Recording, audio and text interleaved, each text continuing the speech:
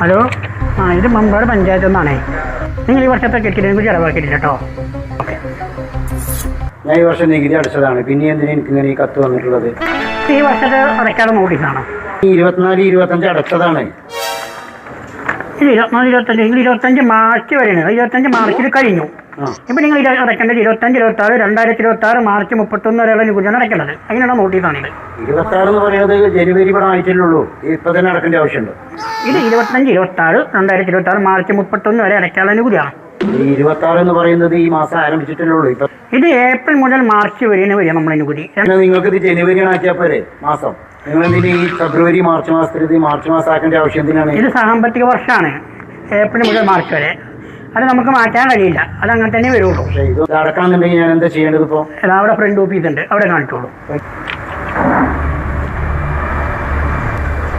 നോക്കൂ, ഇത് കഴിഞ്ഞ വർഷം അടുത്ത നികുതി ചീട്ടാട്ടോ, 2024-25. ഈ വർഷത്തെ നികുതി അടയ്ക്കാണ്ട് നിങ്ങൾക്ക് ക്യാഷ് ആയിട്ടോ അല്ലെങ്കിൽ GPay ആയിട്ടോ ചെയ്യാം.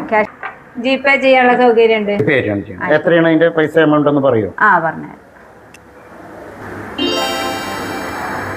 ട്രാൻസാക്ഷൻ ഐഡി രേഖപ്പെടുത്തി കഴിഞ്ഞാൽ നിങ്ങളുടേതായി കേട്ടോ. എളുപ്പമാണ്. 22 വാർഡുകളിലും നികുതി പിരിവ് പുരോഗമിച്ചുകൊണ്ടിരിക്കുകയാണ്. അപ്പോൾ ഇനി വൈകണ്ട. 2025-26 സാമ്പത്തിക വർഷത്തേക്കുള്ള നികുതികൾ ഉടൻ തന്നെ അടവാക്കുക. ഫ്രണ്ട് ഓഫീസ് വഴിയോ വിവിധ വാർഡുകളിൽ നടക്കുന്ന ക്യാമ്പ് കളക്ഷൻ കൗണ്ടറുകൾ വഴിയോ അല്ലെങ്കിൽ K-സ്മാർട്ടിലൂടെ ഓൺലൈനായോ നിങ്ങൾക്ക് നികുതി അടവാക്കാം. ഓൺലൈനായി ടാക്സ് അടയ്ക്കുന്നതിന് നിങ്ങൾ ഗൂഗിളിൽ K-സ്മാർട്ട് എന്ന് ടൈപ്പ് ചെയ്യുക.